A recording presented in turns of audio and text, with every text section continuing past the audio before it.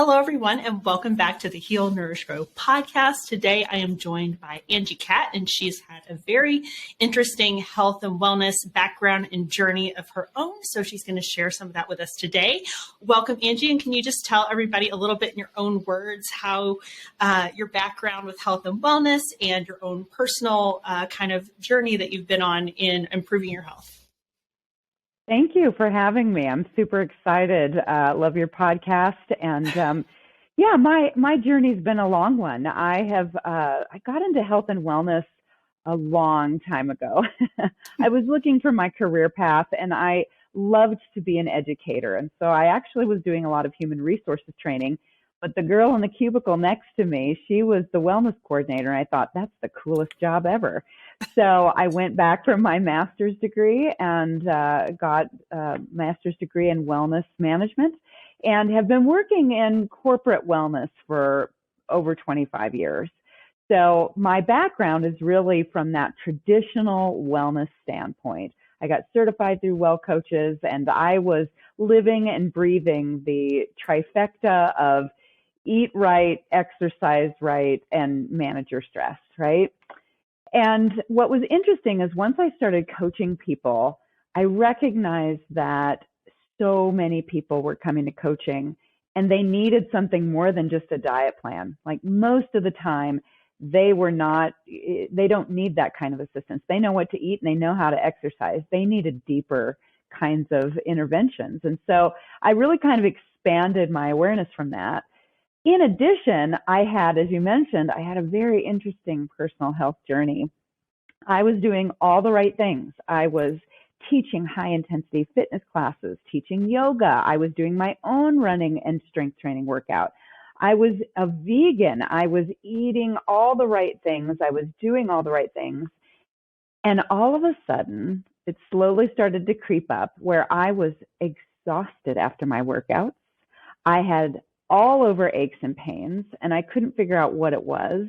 I was just fatigued all the time. And then, normally a very sound sleeper, no problem. I can hit the pillow and I'm out. For a solid year, I had the worst insomnia I've ever experienced. I would be up all night long. And so clearly there was something going on. But when I went to my physician's office, we tested, all of my lipid panels were excellent, except my triglycerides were flagged as low. So I asked my doctor about it, and he said, oh, it's just because you're really, really healthy. And I said, something doesn't sound right there. If the lab is flagging it, there must be something. And after doing my own research, I came to find out that low triglycerides means that I was malnourished. So I was doing too much, not getting enough of the right nutrition. And guess what?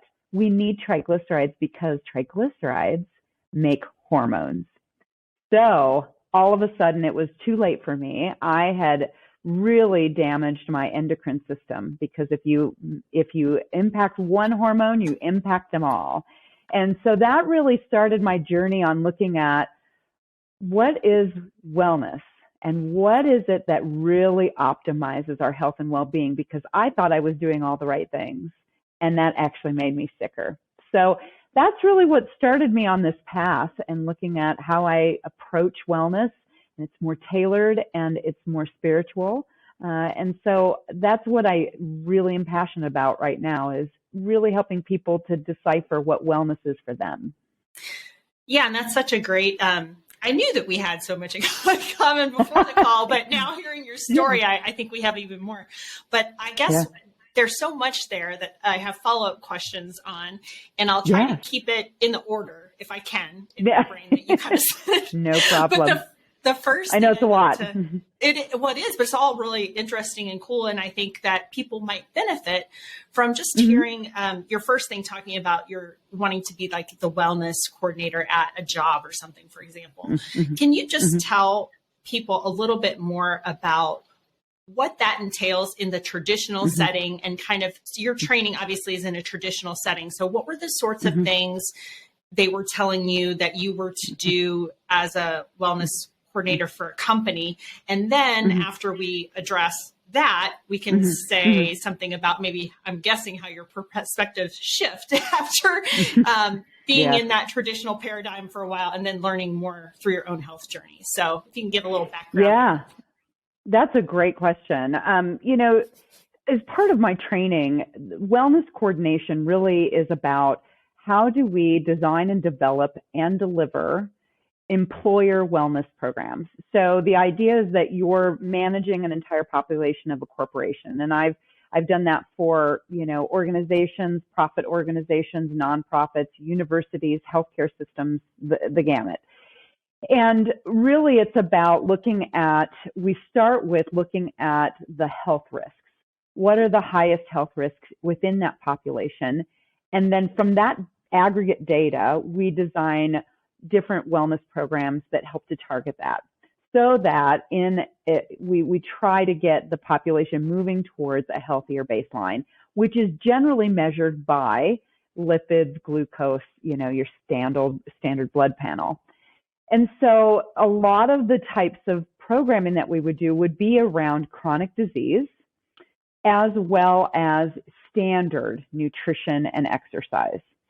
And a lot of it, it's still very relevant, except that it tends to be a one-size-fits-all, right? Here's the way you're supposed to eat. Everybody's supposed to eat this way. Well, we all know that there's 1,000,001 different types of nutritional plans out there, and everybody can point to, well, I've had success with this one, but not with this one, right? And then as far as exercise is concerned, it's the same thing. We do it with the end goal in mind. We are trying to lose weight or whatever it is, instead of looking at it from how do we make these healthy behaviors sustainable? So it's been really wonderful. My job as a wellness coordinator is not only to design those programs, deliver them, and then I pull down the data to report back to those stakeholders and say, here's how we're doing. But traditional wellness isn't working as well anymore because of the fact that we're really focusing on those chronic diseases, and we're focusing on a one-size-fits-all type of program. Coaching has helped me to see from my one-on-one interactions that it absolutely has to be tailored to every person. And quite frankly, I think all wellness programs should have a coaching component, and it should be incentivized for people to take part in that, because you get to your end result quicker with a coach who can work with you one-on-one and help you to determine what is the best path for you. And interestingly enough, there's plenty of clients that I've had where we don't even talk about diet and exercise in the first several sessions. We don't. We talk about managing stress, managing time, taking care of relationships, the stress management, life management. How do I set up my environment so that I can be successful in eating healthy and exercising, right? So that's kind of in a nutshell what we do as a wellness coordinator, how it's shifted for me since I've started coaching.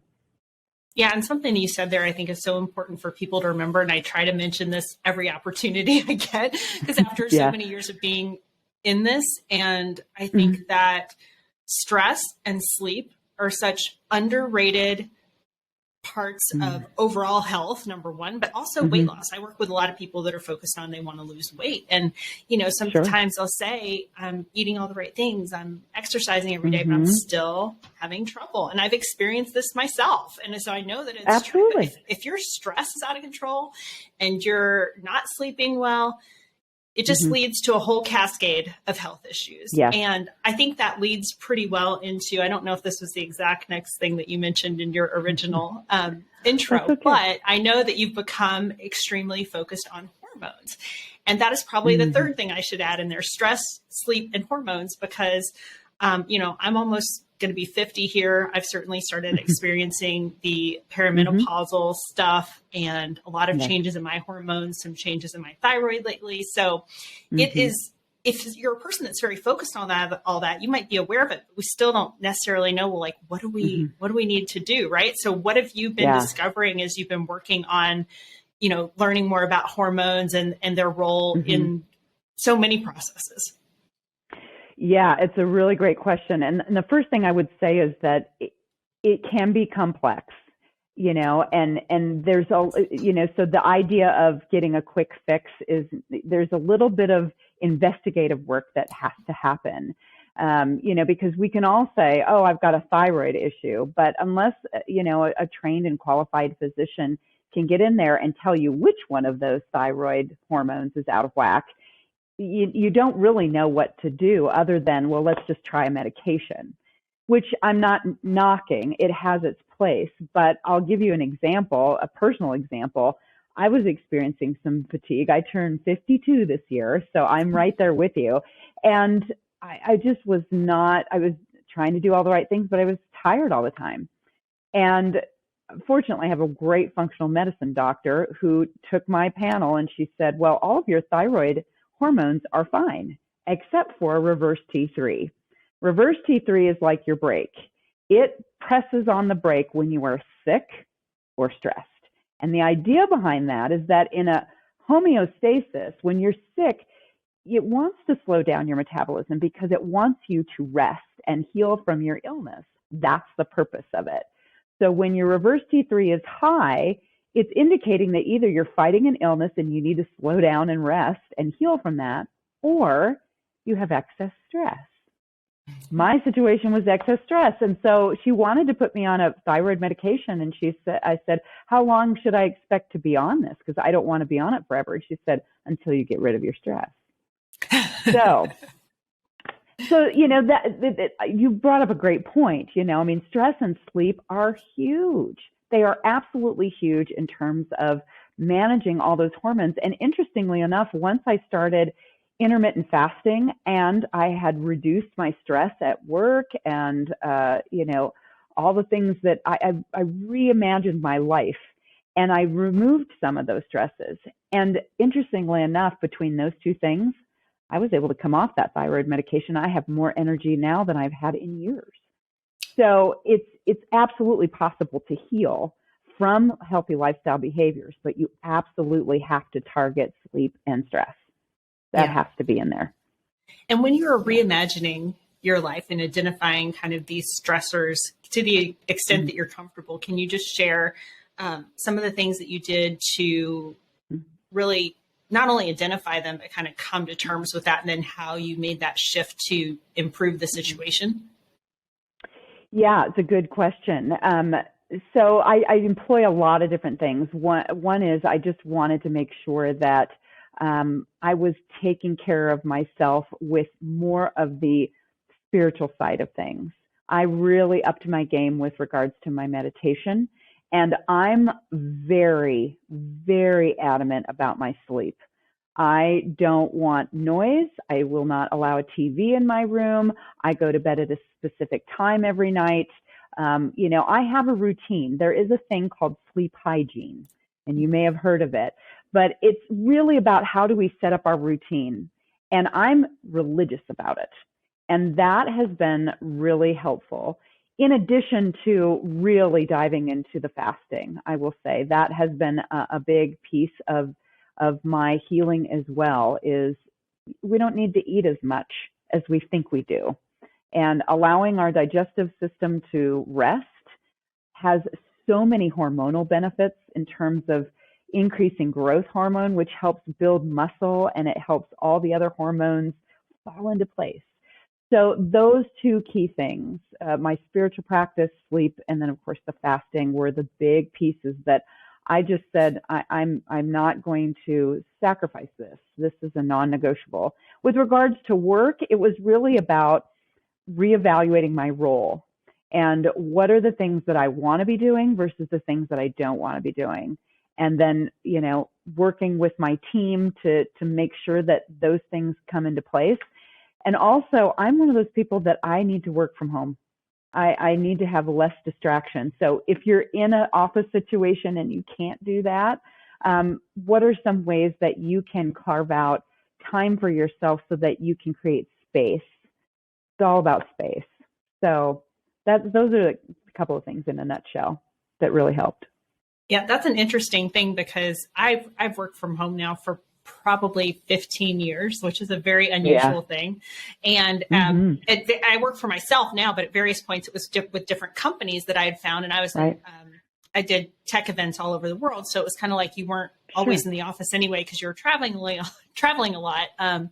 But what I did notice was when we had an office and we weren't required to come in, we'd come in like 1 or 2 days a week to have meetings and, just have FaceTime. But those were by far my most stressful and least productive days when I was in the office. Absolutely. I also write a lot. And then the way that offices are designed these days, they're kind of designed for distraction. Like there's not even we called them the hole or the closet. Like if I needed to go write or something, I could just go in the closet. But it's not, it's like a constant barrage to your senses when you're in a very open space and there's a lot of noise. And I can totally see, especially for introverts, and I don't know which side you fall on. You don't have to share that if you don't want to. But for me, I'm an introvert. And so I draw my energy from rest time, and that would just drain me being there. So it's an interesting point that you bring up. And it's not always easy to change, but I think at least now employers are, because of the pandemic, are realizing the benefits of having people, if not in the office all the time, at least some space for for your well-being. Absolutely. I mean, I'm an extrovert, and so I do draw some of my energy. I love doing teaching and presentations and all of that. But an extrovert has a max. And when I've hit that max, it looks like I become an introvert and I need to recharge. And I think it's important to note that, whether you're at work or you're at home, the world is distracting, right?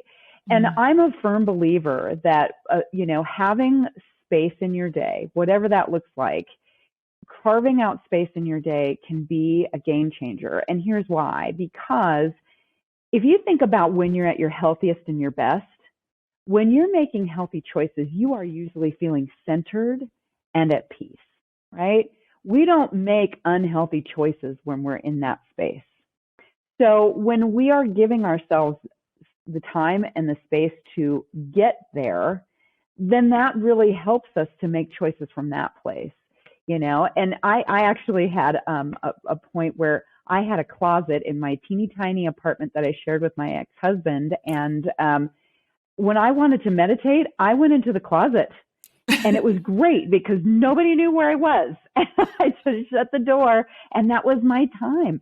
And so it sounds radical, but sometimes you have to do what you have to do in order to get even 5 minutes of that time to breathe and to get centered and to get focused again. So you could do that at work. I tell people, go into the bathroom stall. No one's going to follow you there.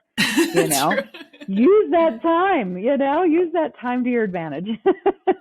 I just had, you made such a great point with when you're in a space of, being grounded and taking care of yourself, that you don't tend to make unhealthy decisions as much. But I did want to just have you expand on that a little bit, because what I find is I work with people a lot on habits too. My background's in psychology, so I'm very focused on habits. Perfect. And, sort of the mindset that you need to get new ones, the tricks that you can use, which people have already heard me talk about this before, but replacement behavior sort of things. But what I find is when people are in that healthier space and they're starting to, get the space to make these healthier choices, what they still struggle with is they still have these bad habits. And so I think the difference, and you can tell me if you agree with this or not, is a conscious versus an unconscious thing. Because when you're trying to get healthier, you're being very conscious, you're being intentional, but then you still have these habits that are ingrained and that are not very thoughtful or intentional. So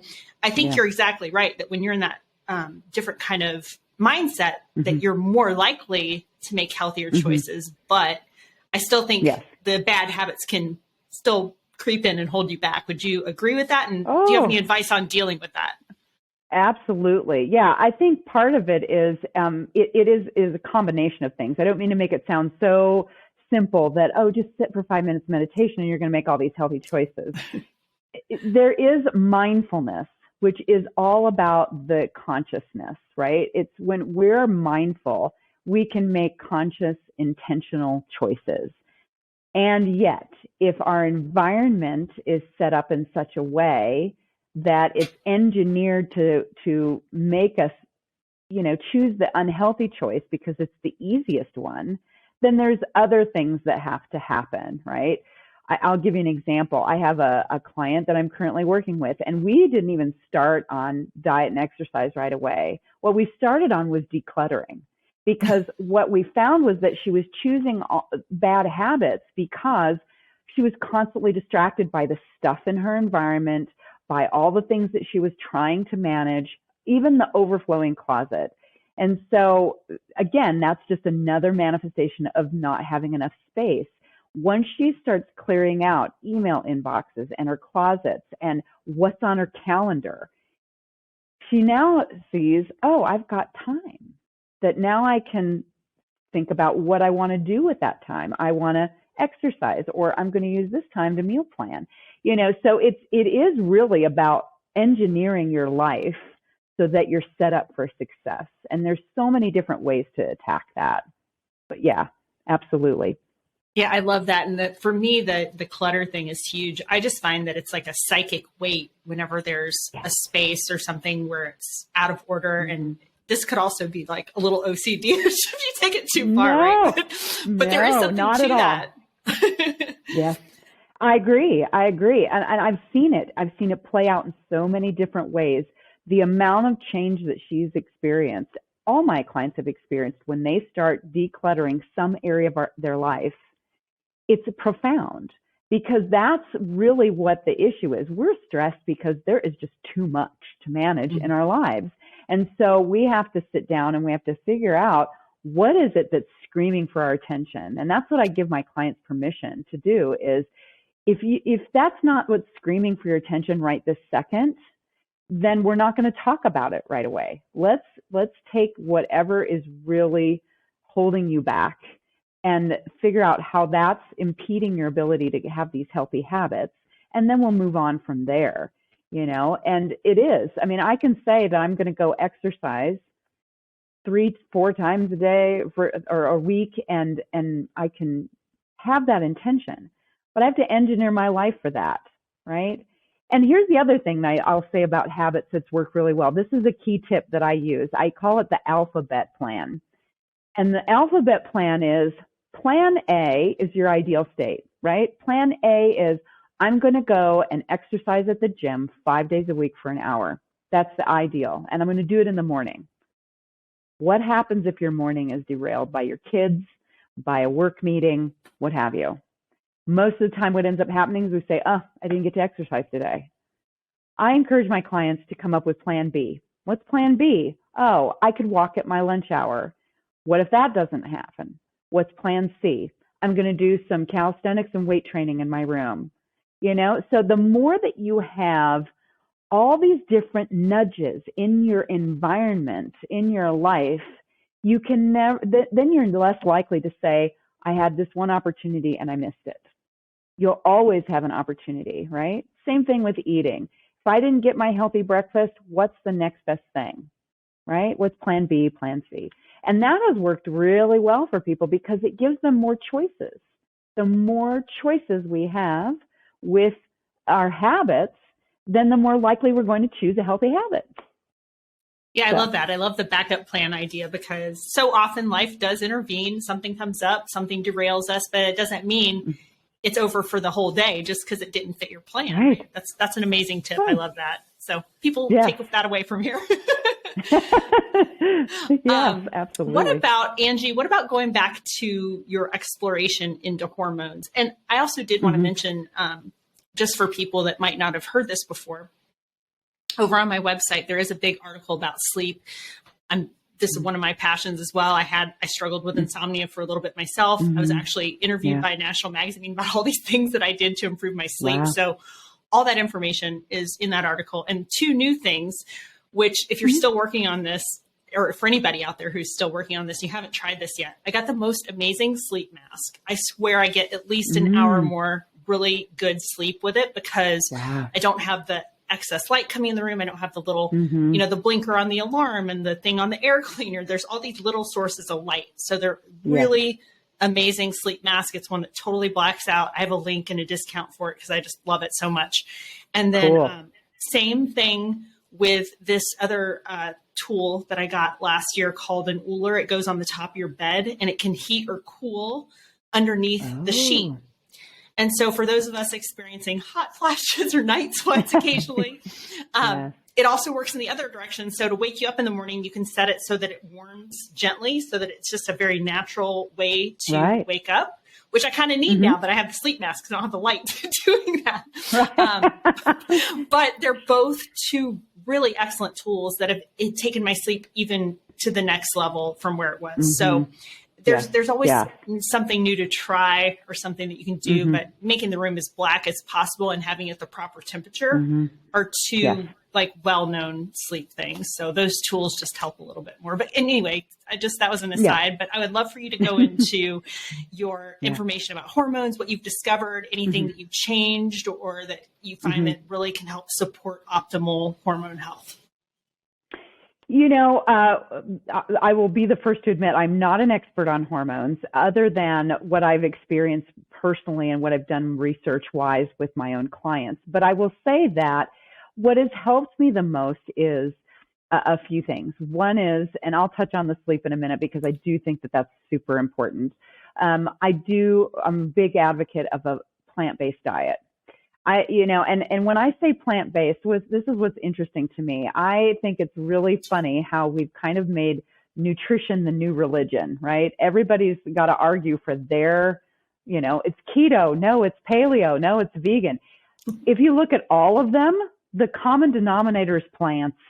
So just eat more plants, I think. And if you can do organic, do that because that's going to really help to impact your hormones as well. You're not onloading all of those pesticides, et cetera.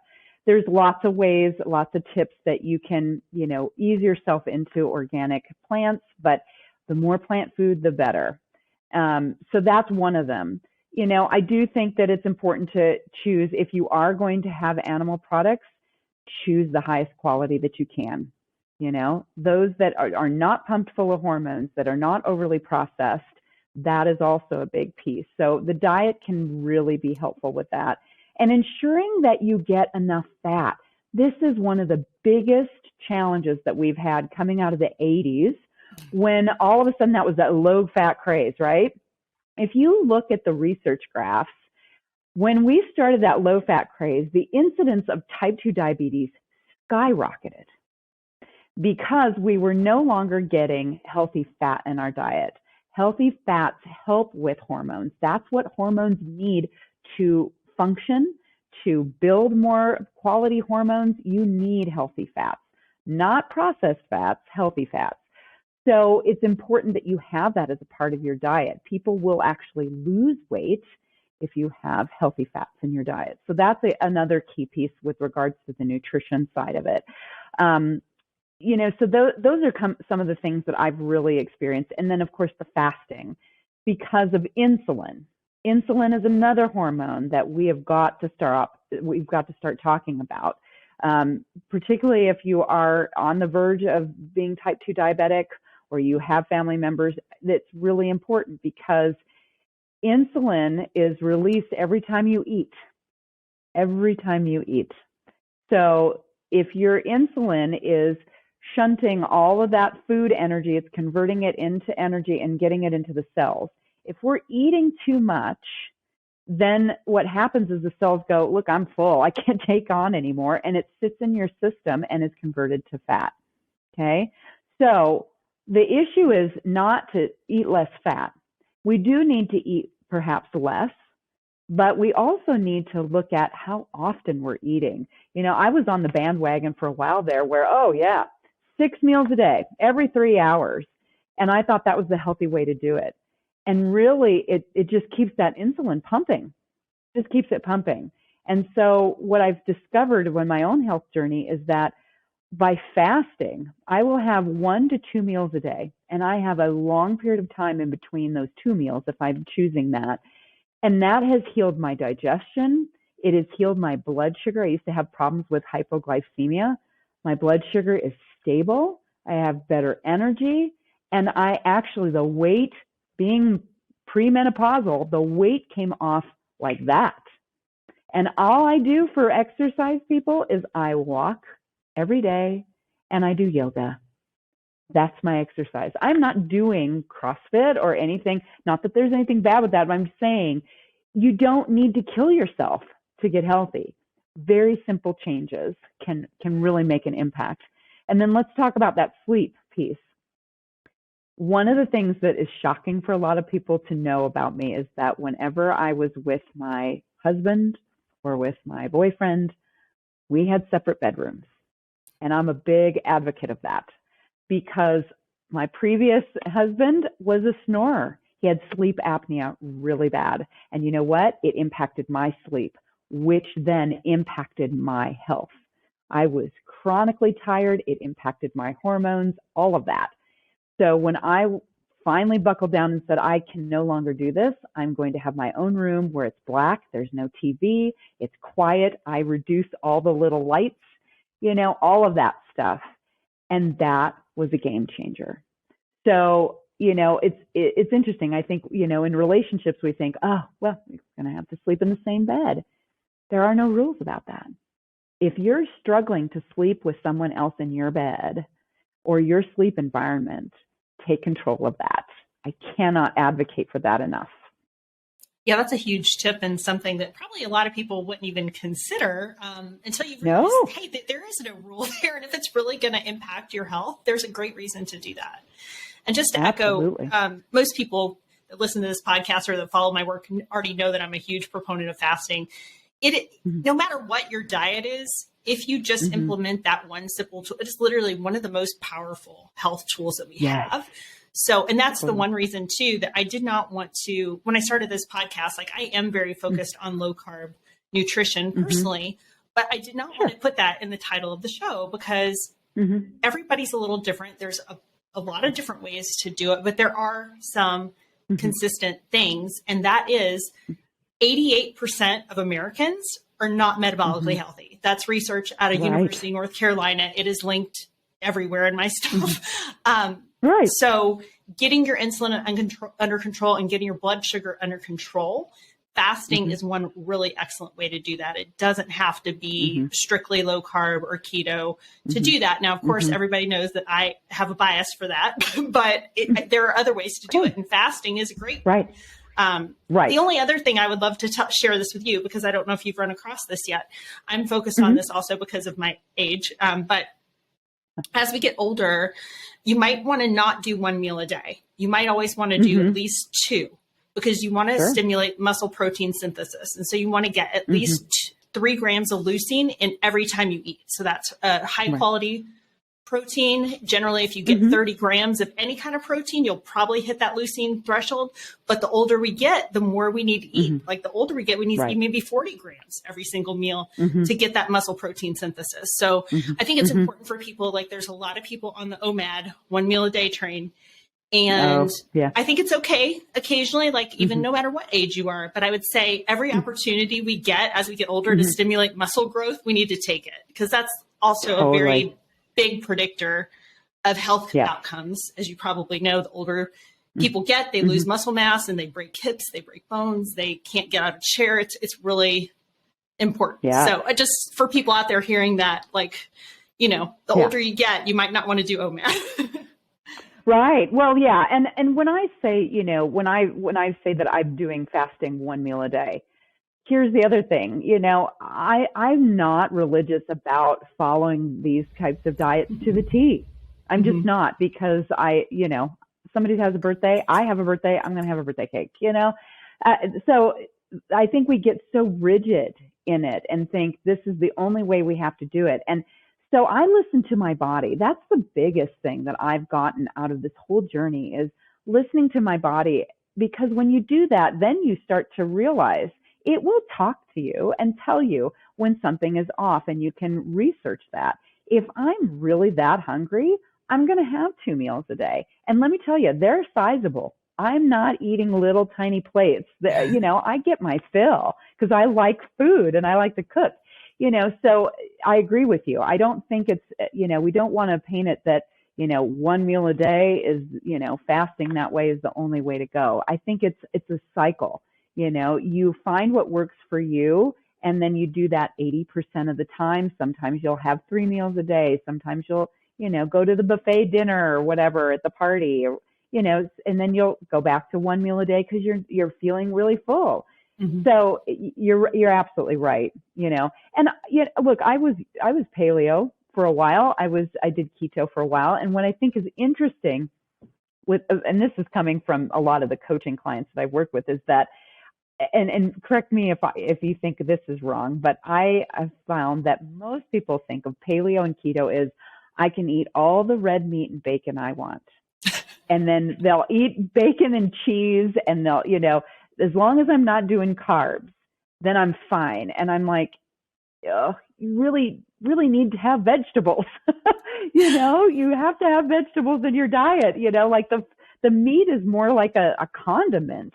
It's, so that's my understanding of keto and paleo, is that it's really meant to be, yes, meat is a complement, but lots of plants. Yeah, I think there's obviously so many different approaches, but I do think that is what people often think when they think of keto. They think we're just over here eating, bacon and butter every day or whatever it is. But I will share with you as an aside note, and I think, there's all different kinds of ways to think of it, but I did change my thinking a little bit. I've been a vegetable person all my life. I was a vegetarian for 7 years. I've always been a whole foods based person, grew up on a farm. But if you ever get a chance, read The Carnivore Code by Paul Saladino, because it will change the way you think about plants. And I'm not going to say you'll never eat plants again after it, but I certainly think of it much differently now.